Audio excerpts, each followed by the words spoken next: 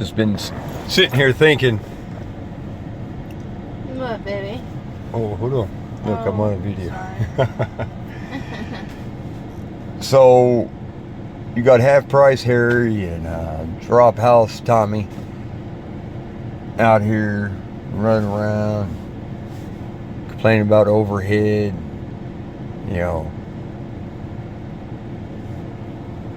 the jobs that we're pricing for $3,500 on, and we're price gouging, and he'll do it for $500.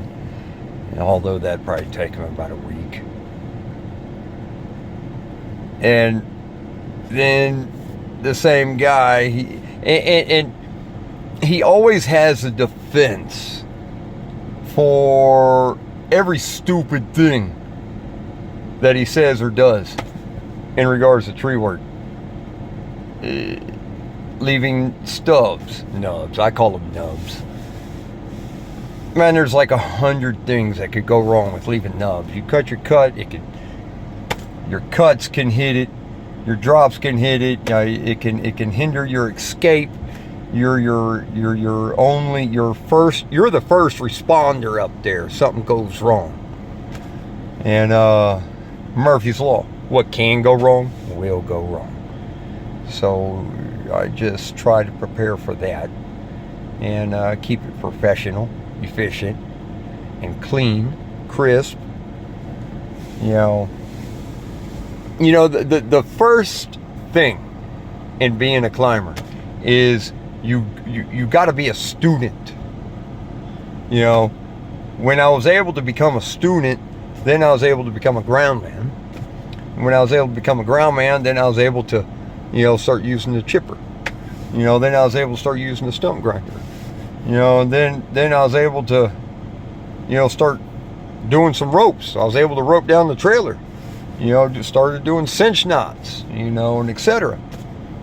I didn't just grab some chainsaw and go around trying to reinvent the wheel and make all these sorry excuses, all out of an unfortunate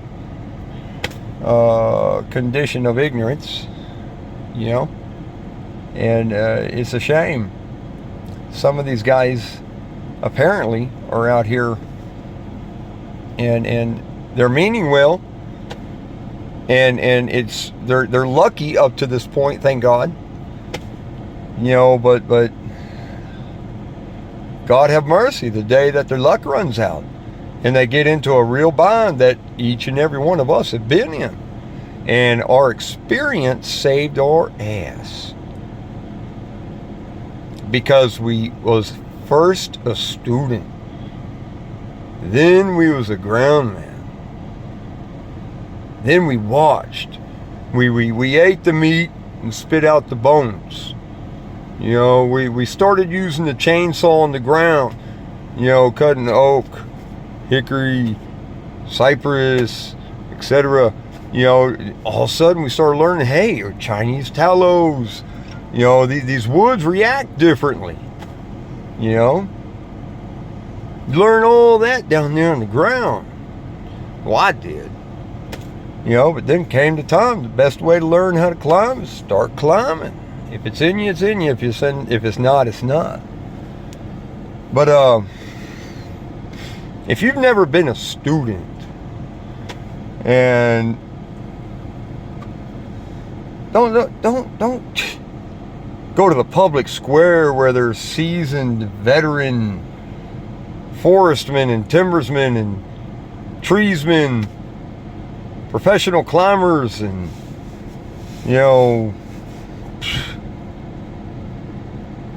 running your mouth and then calling people haters when they start calling you on something. Do a self-inventory, man. I mean, is everyone wrong in the world? If everyone is trying to express to you that, hey, something might be up, they're just calling you on it in their way of doing it. I know in my day when I was younger, bullies were a good thing. May not have been for you, but it was for me. To an extent, yeah. Just like my wife said, to an extent. You know, it kind of grew you up real quick. Caused you to stop doing stupid stuff.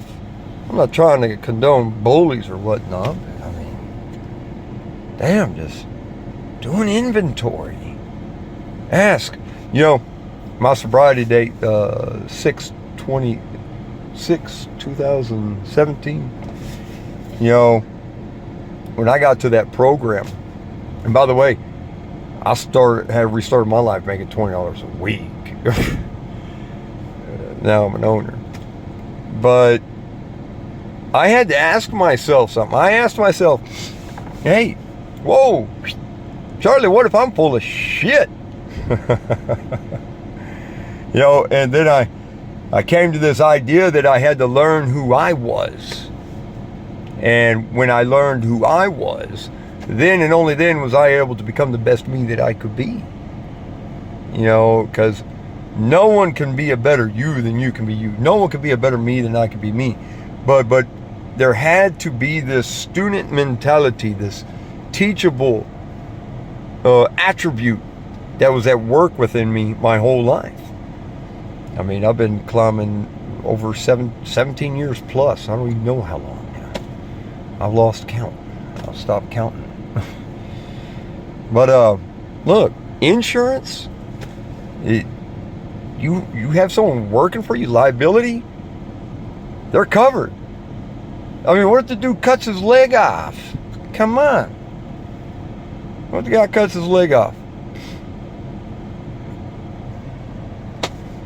You know, and if you're a, you know, person with a chainsaw out there cutting trees to the fashion of leaving stubs or nubs all throughout it, damn, dude, that's dangerous. That's, I mean, I can't even begin to tell you. When I take majors off, I'll walk that thing all the way down, remove that thing all the way, and go back up. Remove it. Too much could go wrong, man.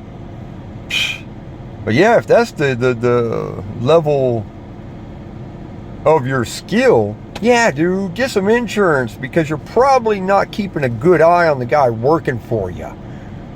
You know, gonna get that dude hurt. Nobody wants that. God, nobody. This is, you know, I don't know if it's still considered anymore, but I know at one point I was told this is the most dangerous job in the world. I mean, hell, we're climbing through trees with chainsaws and ropes, man. You know, I did a parody video the other night, but one of the other climbers in this group, he seems like he hit me as a very wise man, and it was good for me to see that, hey, I'm still teachable. You know, because I sat under what he said to me, and I said, you know what, he's right. He's right. And so I removed that parody video, you know, but there's that one person out there, you know, look, a job that I might go estimate $1,000 on, and someone like you going up to it and charging $400.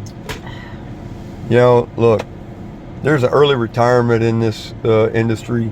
You got to buy new trucks. You got to buy new saws. You got to buy your wife a car. You got to pay your bills, your medical bills, all that stuff. You know, it's not easy on the body or the equipment doing this every day. And I don't think he's doing it every day, because the money and the equipment that it takes to do this every day is profound. And I bet if he started doing it every day, maybe he might want to start changing those prices. But Drop House Tommy and Half Price Harry, just go ahead and step away from the public square and listen to some of these guys in here. You know, if they're triggering on you, ask why. You might learn something.